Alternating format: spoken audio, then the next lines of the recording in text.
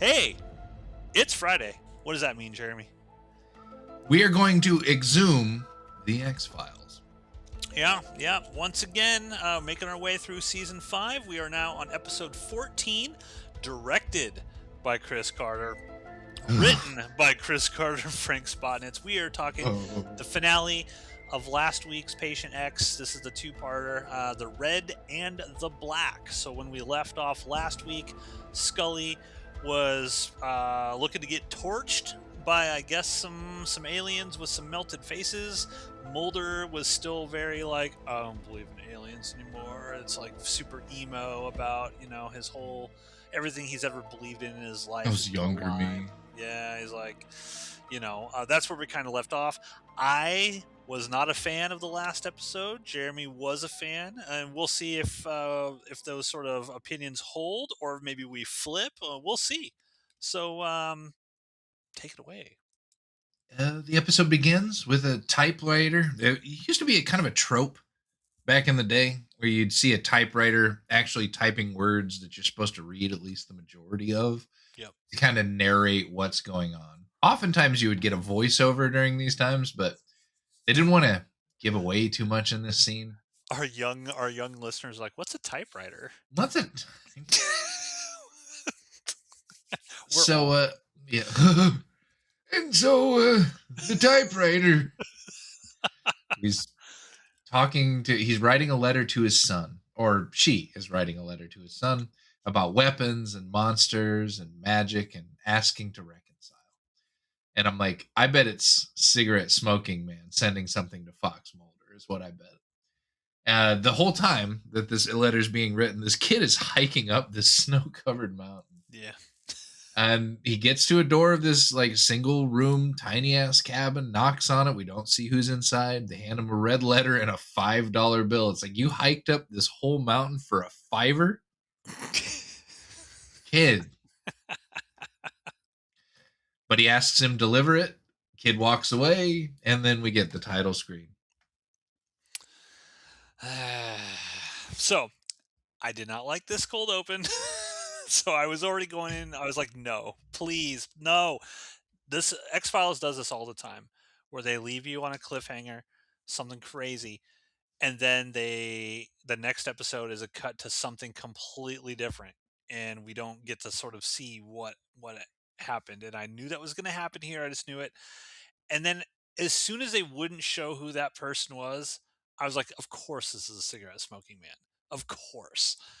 And it just ends with him, with a little kid taking an envelope back down the mountain. This sucked. This is a bad opening. Wow, man. Why are you so mad? It was Chris fine. Chris Carter did it to me. He did it. Like, he did it to me. No, I'm sealed up. Point on the doll where the Chris Carter touched you. This is boring. This is a boring opening. I mean, it was slow, but I knew it was the cigarette smoking man. I thought maybe he was writing something to Mulder. It was lending more into the overarching conspiracy thing. So, I mean, I'm a whore, Matt. Yeah. I'm a whore for this stuff. I mean, you settle for less. I demand more. Post-title screen. Next morning, we're at the barbecue at the bridge. Numerous bodies are toasty, and we get Mulder is like slow motion walking through the bodies. I thought that they should have done more with this, because he should have looked like he actually thought one of these bodies were going to be Scully, like unzipping all of them, and yeah. And it wasn't that way. He ends up stumbling upon as somebody is zipping up a redhead in a bag. And we don't know. It's like, is Scully there? Did Patient X survive for no reason? And then we find out that because Mitch Pileggi needs to show up in one of these episodes, and he's running from the other side of the bridge and finds out that Scully actually is alive with 50 other survivors. And then they're trying, or Scully is out of it. She is dehydrated. Apparently not burnt, but she's Okay. dehydrated enough to need to go to the hospital. Minor burns. Like they say, like first degree burns on like her hands and on her face. Okay. Well, she's completely unconscious, and the doctor's like, "We need to get her to a hospital, so you need to stop trying to wake her up." And as they're wheeling her out to the chopper and sending her off, Mitch Pileggi's like, "What happened here, Mulder?" The answer just got on that chopper. So we get. I love those lines. How much I money did they spend for that helicopter just for David Duchovny to say that line? Like there was no need for them to like have a shot outside with a helicopter flying off on any of that, but it looked cool. Yeah. Well, the answer just got on that VW minibus. Like what ambulance in the car? It just wouldn't. It wouldn't have had the punch that it did, man. Fair, yeah, it would not have. Um, Patient X's son shows up, pulls Mulder aside, asks where his mom is at, and he's clearly pissed about it. Then we got to this red-headed surgeon who looks fucking gross with a fuck ass haircut. You remember who I'm talking about, Oh Matt? yeah, yeah, yeah, yeah, Boy. yeah. And she's inspecting the blonde, opening up her eyes, and there's all of that the oil effect washing over her eyes. So she's just full of black oil. They get back to Scully. Scully wakes up. She has no memory of going to the bridge, of being at the bridge, of seeing anything. It's like, all right, well, another opportunity for Scully to see the truth and become a true blue believer, and we just kind of retconned that shit, which happens Yep. a lot in this show. Um, they what is it? Patient X wasn't among the victims at all or the survivors. The son is still really super duper pissed at Mulder.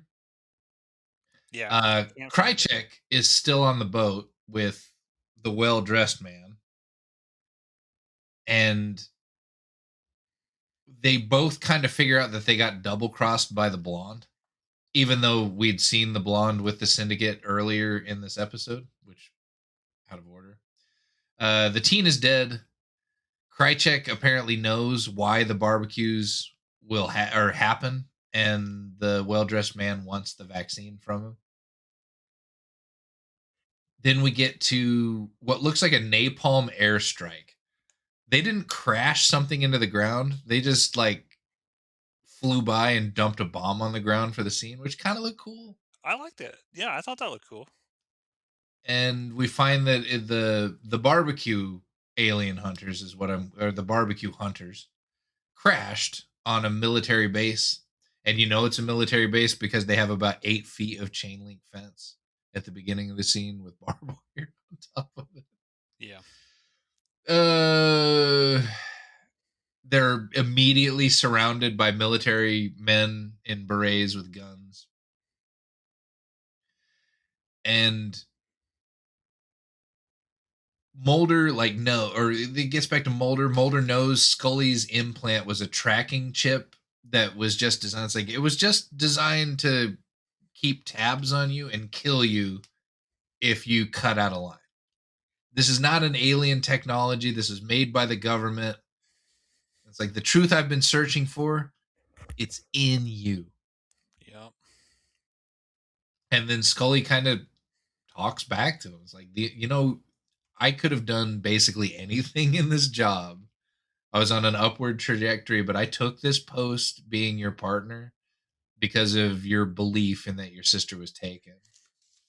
And I still don't believe that, or I think basically telling him, it's like, I think you're on the wrong track. I think you're not believing in this for the wrong reasons. Yeah. Which is a nice scene. Yeah.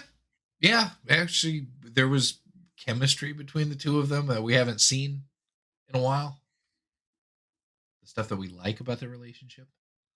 I'd be curious to like actually tally up how many minutes in this show Scully spends in a hospital bed because it's a lot. How many kids did she have? She's got a lot of kids, I think, In real life? in real life. Yeah. Let me Google that. Okay, because Okay. I mean, she might have been pregnant again and just reaching the end. Because I remember looking at her stomach underneath a blanket one time when she was sitting up. It's like that looks a little bit bigger than it should be. Oh, let me Google it. Go continue. I will let you know. So we find that one of the two aliens that crashed had died. The Dolph Lundgren melted face died, and the other one is a resistance fighter for some alien group that we're just hearing about them having a resistance for the first time. They're talking more about the alien colonists, but they're not talking in any detail whatsoever except for very vague naming convention. And And this is the first time we've heard about alien rebels, right? Like yeah, this is a whole brand new thing that's been introduced suddenly out of the blue. yes. Okay. And so but the old guy or the as a result of this, Krychek turned over the vaccine and they're going to test it on the blonde. He says once they're talking again to the syndicate guys, it's like if this vaccine works, we don't need to crawl into bed with the alien colonist. We have a new side to join, the resistance. And then Rhonda McDonald ends up injecting the blonde. Yeah, she had a look. She definitely had a look to her. Yeesh. Um, Scully ends up meeting with Mulder's hypnotherapist to do a recall or to. It starts out weird though because they put her under and she immediately starts having this intense orgasm. Yeah, I was just like, "Oh," like, I remember when Gillian Anderson, had her sort of O face when she got pierced by that tattoo needle, and then I'm just like, "Is she just playing this like she's having an orgasm?" She's like, "Oh, oh my god. Oh!" I'm just Yeah. like, "What the hell?" Like, what do these aliens do? Like, I wanna see that episode. Mm. I bet that episode exists somewhere on the internet in some deep dark corner and it has everything in it you want to see except for the actual Gillian Anderson. Um but then she goes into having an actual regression. She is with the others. She sees the UFO, she sees that they're back, she sees the fire, she starts freaking out that they just start running around like they have us surrounded. It's two guys, they're at one side of the bridge. You could have run the other way, and he did with 50 other people, but then a second alien ship showed up, and I thought it was funny that the second alien ship was the first alien ship, only like they used better lenses to film it, so it was in like a tremendously larger amount of detail. See, I didn't think that was a second ship. I thought that was the first ship coming back. Oh no, no, the bounty hunters like they flew over, they landed, they started barbecuing people, and then a different ship showed up, but it was the same ship. The different ship showed up and started using flash photography on the rebels, and the rebels caught on fire because of it. Yeah, And I then they remember that. abducted then they abducted patient X for no reason. Yeah, because she starts floating out of her chair. Yeah. Oh God, And then that's she gets unregressed from the experience because it's just getting way too intense. Cuts to Skinner is had listened to Scully's regression tape, and I thought this was kind of cool of Skinner to not meet this with immediate skepticism. He's ready to believe that everything that he heard on that tape was true. oh yeah, I'm That sure he's sitting in a room Scully with really sounds like that too. With this uh, potato-shaped dick out listening to huge. Scully's regression thing. Oh God! Oh my God! Yeah, I burnt up that tape, kept rewinding it, and playing it over and over and over again. I believe her. I believe her, Uh, Fox. asks Mulder, does this sound to you like it's legitimate? And he still wants to explain it all away. It's like she remembered something. I believe that much. But what she remembered was the US military, and Skinner's just straight disappointed in him that he Yeah, won't entertain or aliens as the plausible reality of yeah. what's going on. There's a cool moment in that regression sequence, while Scully's remembering all this, that she actually like subconsciously reaches out to Mulder to like hold his hand.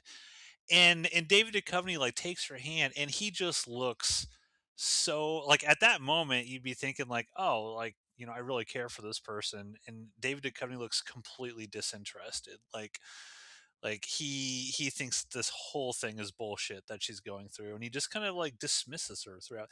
Again, this is just yet another episode where David Duchovny kind of comes off as an asshole uh, to everybody, and I don't like those episodes when Mulder is just a fucking prick to everybody around him. Dickhead. But he's still there. He's still there. He's still listening. He's just, he doesn't want to watch a friend and his partner fall down the same rabbit hole the same way that he did. I get it, but I Do still you? don't like the way he acts. Do you, Matt? I do. I do. So, the vaccine ends up having zero effect on the blonde. The men who stand in rooms say they need to continue allowing the colonists to do whatever it is that they never even address, even slightly. Well, Uh, fill in the gaps. Use our own imaginations. Patient X's son shows Scully a video of him at 11. He's finally coming clean.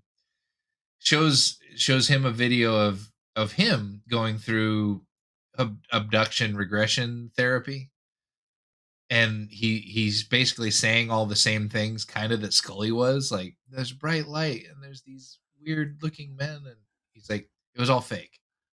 Yep. My mom told me these stories over and over and over again until I was able to recall them in hypnosis.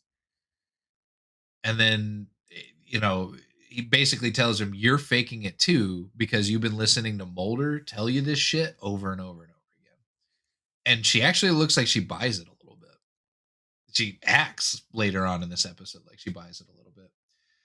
Mulder goes home, sees a napkin sitting on his floor, and squats way over. Like, did I leave a nut rag out or something? Like, squats way over to read what is on this note, and he gets jumped by Krychek.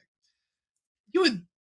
It was the dumbest way to get jumped ever, Yeah. especially with as many times as Mulder has gone into his own apartment and been attacked. I was just about to say, I was like, how many times? Like, I think I would move at this point. Like, so many bad guys know where you live. Like, just move out of that apartment. Go somewhere else. You don't need to still be there. But yeah, he just gets jumped all the time in his apartment. All the time. Krychek has a gun on him. They exchange the Krychek Mulder banter, which I kind of like. They talk shit to each other, and Mulder doesn't trust him as well. He should not. Yeah. You're a murderer, a liar, and a coward. Now you want to be my friend? But then Krychek starts saying some weird shit, like spelling it all out for him. There's this alien faction that's rebels. There's one rebel alien still alive, and if the entire resistance hinges on this one rebel still being alive, what? This monologue is Chris Carter saying, I don't think anyone understood what the hell I was writing in the last episode. I literally need to have Krychek spell it out for the audience because everybody's confused.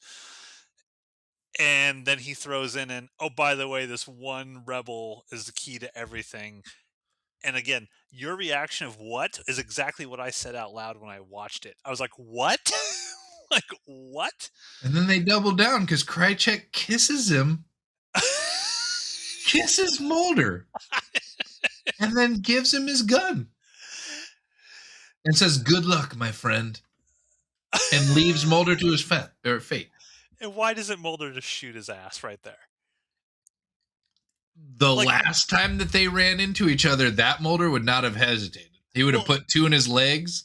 yeah, Mulder has basically wanted to kill Krychek from the moment he found out Krychek betrayed him. He's got the perfect opportunity to just shoot Krychek and say, "Look, Krychek broke into my apartment. I had to take him out," and he doesn't. He just sits there with his Just gun doesn't.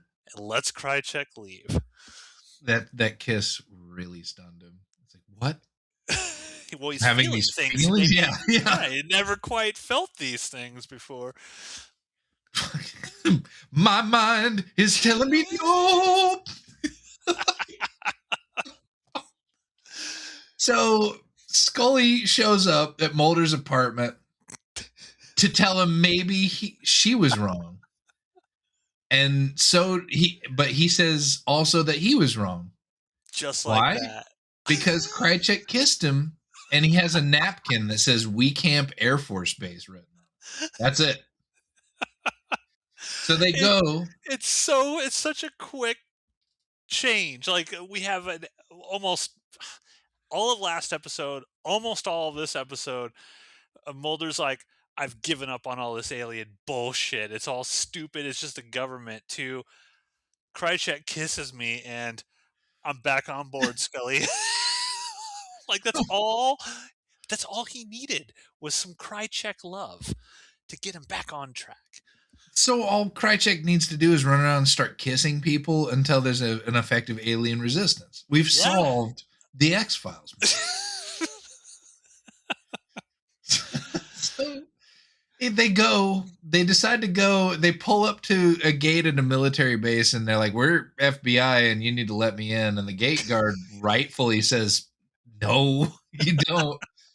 And so Mulder's thinking about running the gate. He sees a semi on its way to come out and he's thinking about running it. And Scully's like, "That guy's basically armed with a machine gun. Like, he would be completely within his rights just to like hose this car with bullets. Don't do it, Mulder." Well, if someone were to do that anyway, just on a military base, wouldn't lots of soldiers aim their guns and start shooting at a car that's just driving blindly onto a base like that at high speed, breaking through the barrier? Depending on what they would do, depending on how many were there, and depending on the threat level at that time, definitely fucking maybe. Like they would have turned that car into Swiss cheese at at certain threat levels to the bases. So Mulder was willing to kill himself and get Scully killed to make it onto this base. That was written on a napkin. Chris Carter. It was on a napkin, Matt. That's given to him by a known liar and murderer that he oh, hates we and don't. wants to kill. He doesn't even know if that napkin came from Krychek. It was That's just true. on his floor. That's true.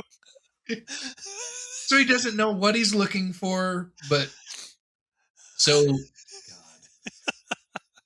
But luckily the semi as it's coming up, it's a military semi. The gate opens and Scully sees the driver and she's like, "I recognize him from somewhere."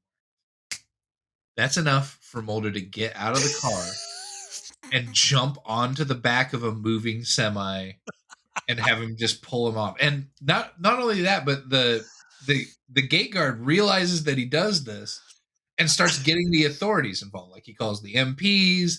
What he doesn't do is the smartest thing is just pick up his radio that's inside the gate shack, guard shack there, and just be like, "Hey, southbound semi, number whatever. We just checked you out of the gate. Please stop. You have a person on the back of your vehicle." Like those radios have a tremendous range, and that's what would have happened. But he didn't do it that way. Mulder but, like crawl. but Go ahead. Go well, ahead. but Chris Carter does not have a great writing range, Jeremy. So that is not something that his mind would have been able to come up with. The You know use of I'm a right. radio. Yes. Okay. You know I'm right. I know you're right. So Mulder gets up in the back of the semi as the semi is coming up to a stop. they see in the hole of this giant semi trailer, there's one box with a little cage hole in it. Mulder shines his flashlight through it, and it's the one rebel the entire rebellion I guess. hinges on. Were there only 2? Like, is this is a rebellion of 2? Because Yeah. there's only 2 on that bridge. Is that a rebellion? Can you call 2 a rebellion? Well, I mean, if have you watched Star Wars Andor, a brilliant television show? Yes, it's I think incredible. it, I think yeah, God, it's so fucking good. I think they actually talk about that rebellion starting with two people Just the 2, at some and point. everything hinges on it. Okay. Well, okay, if the rebellion in Andor was just Luthien and one other guy, and Luthien had died, Fair. Yeah. Okay. We're in the early stages.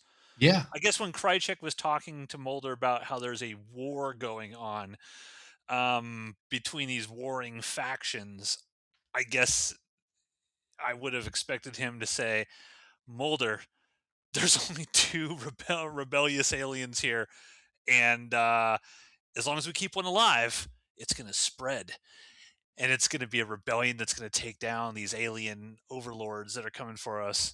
He didn't make it sound like that, Jeremy. He made it sound like there's a war already ongoing. right. I think he was in a hurry to kiss Mulder on the face. I mean, he's hot, Just so whispering into David Duchovny's ear. Just open your mouth a little, yeah, so I can just stick a little tongue in there, just a little. tasteful amount of tongue, not too much. Okay, so then the truck comes to the stop. The dude gets out of the vehicle. You said Scully recognized him, but didn't say who it was. It was the guy Quiet on the Willie. Quiet Yeah, Willie. That's him. Quiet Willie. Quiet Willie turns into Dolph Lundgren or Wish.com Dolph Lundgren because he's a shapeshifter.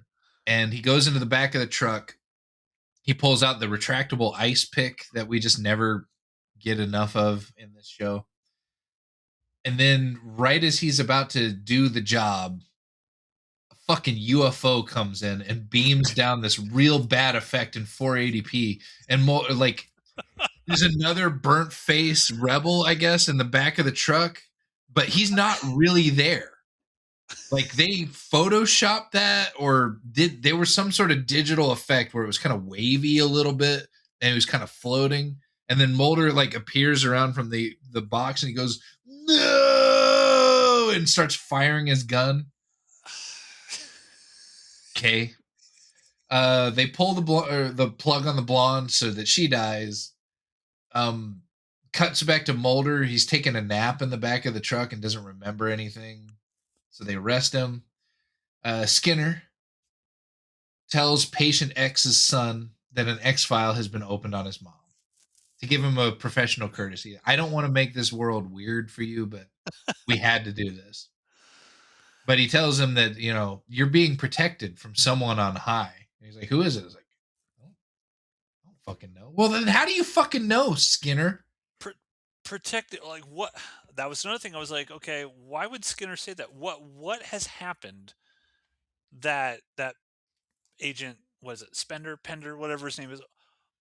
What has happened that he needed protection from anybody? Like he didn't get into any trouble in either one of these episodes. He's literally just going around telling Mulder, "Please stop talking to my mom."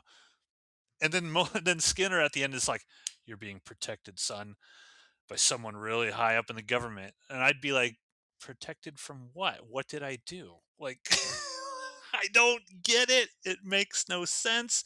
It's literally Chris Carter saying, "Well, I got to wrap up this cold opening somehow, and this is how I'm going to do it."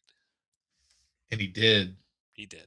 And then we find that the red letter from the beginning of the title screen shows up and it was delivered to Agent Spender.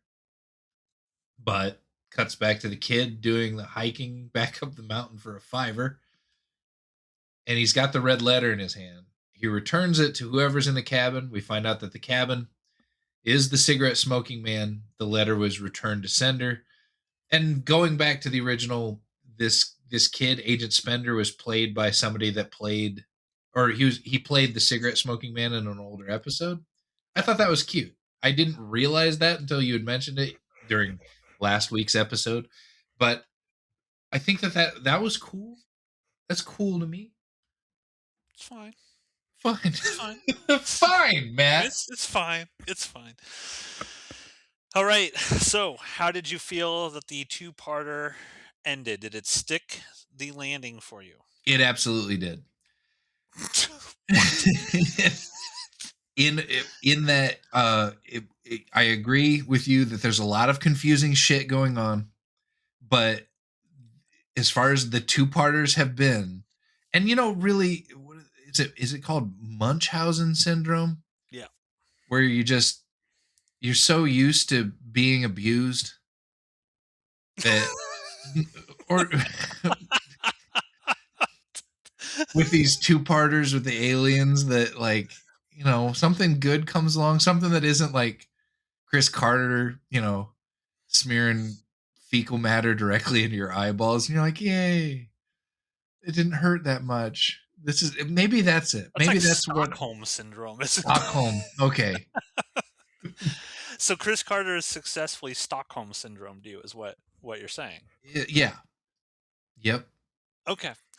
I'll have to try to like untwist your mind from let that me somehow. let me enumerate why you're wrong. I need to I need to figure out how do we cure Stockholm syndrome.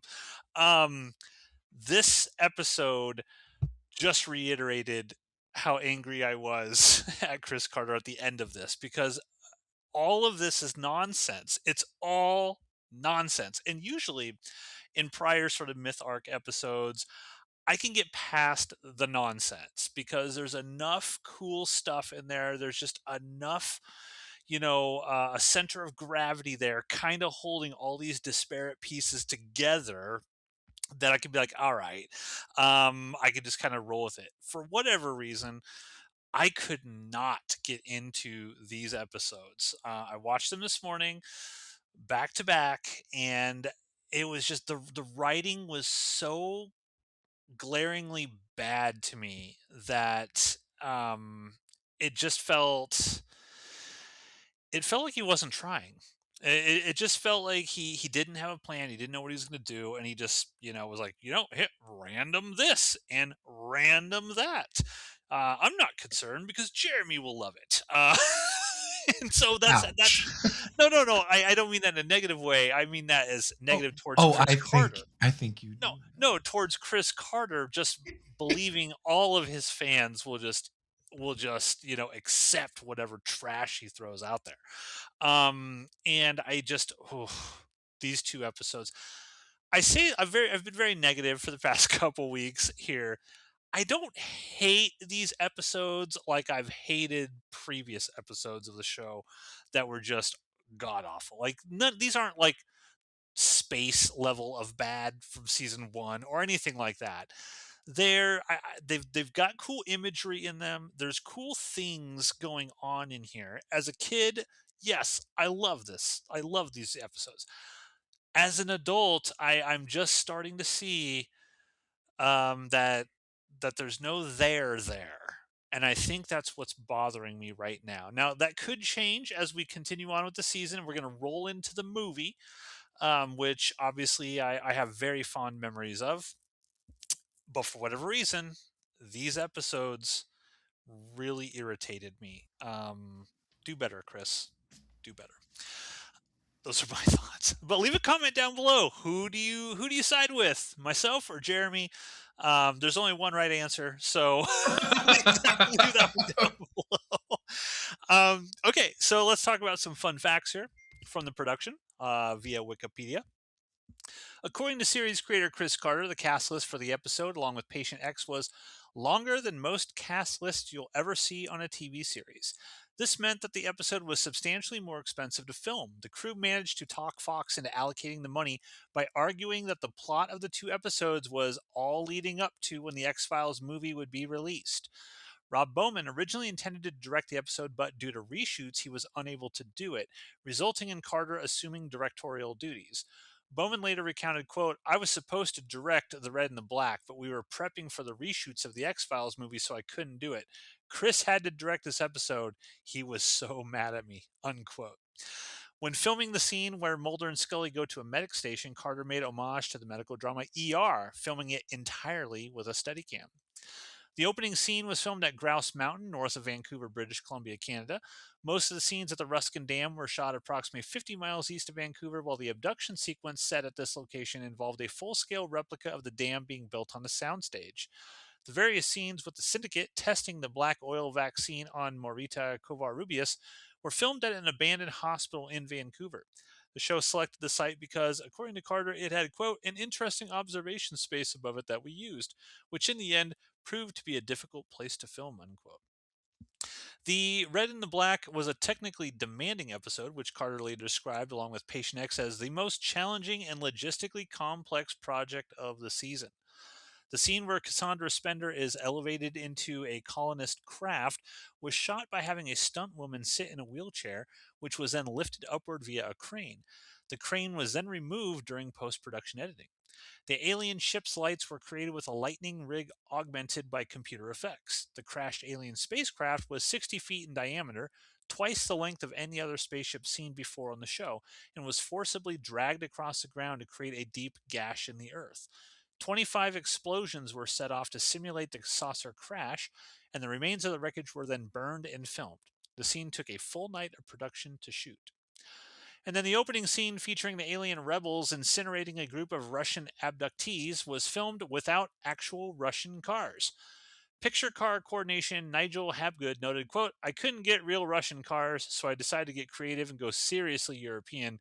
We burned a couple of Saabs and a BMW 2002. I'm sorry we couldn't get any Yugos," unquote. For the scene in which Mulder discovers the charred remains of abductees, the prop and the production design departments had to create specialized fake bodies. Carter later noted that it's, quote, "harder than it looks to create a charred dead body," unquote. And the tagline for this episode is "Resist or Serve."